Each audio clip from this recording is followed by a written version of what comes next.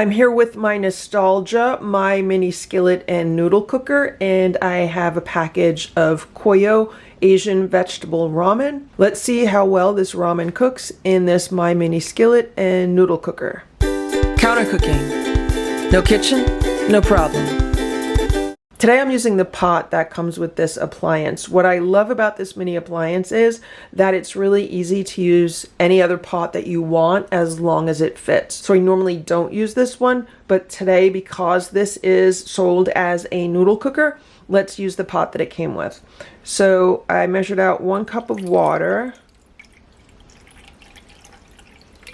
I need space to add the noodles, so we're just going to keep it at 1 cup. I just plugged it in, so now I'm going to put the cover on and let's bring this up to a boil. It's been a few minutes and the water has come up to a boil.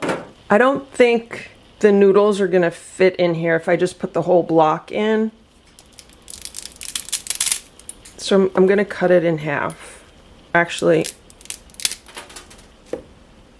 I'm just going to cut it in a few pieces.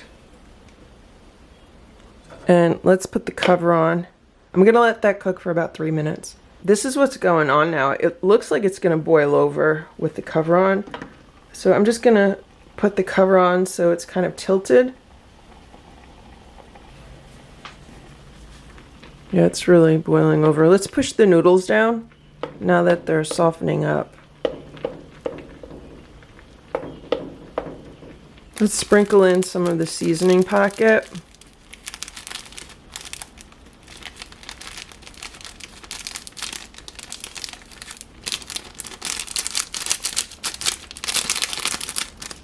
They call this Asian vegetable ramen, but look at this. All they give you is like 4 little green peas. So I'm going to add some of my own ingredients. Let's add some scallions or some green onions. I keep these in my freezer. So I cut them into small pieces and then I freeze them in freezer bags. Then I also have some corn that I steamed the other day.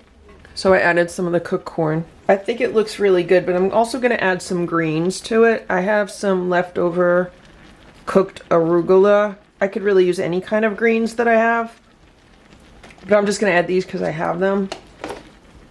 One of the nice things about ramen is that pretty much anything goes well with it. I'm just pushing that down so it'll warm up in the broth. The noodles are definitely soft. I'm just continuing to cook this so that the vegetables I added get nice and warm too. Okay, I'm going to say this is done. I just unplugged it. And here's my bowl. And can I just pick this up and dump it in the bowl? Here's my ramen. I just added a hard-boiled egg to it.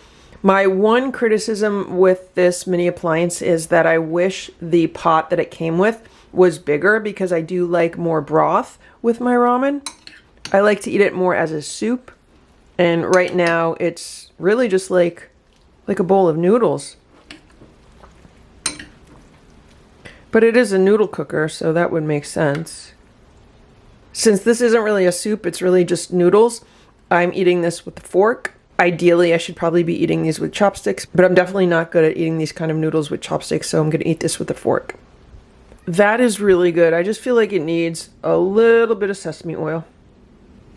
And I'll toss that in there. Really good with just a little bit of sesame oil. And so that's how easy it is to cook ramen noodles in this nostalgia MyMini skillet and noodle cooker. I hope this video was helpful for you. If it was, please give it a thumbs up. Please subscribe to this channel if you'd like to see what else we can make with this mini appliance. Thanks so much for watching. Have a great day. Bye.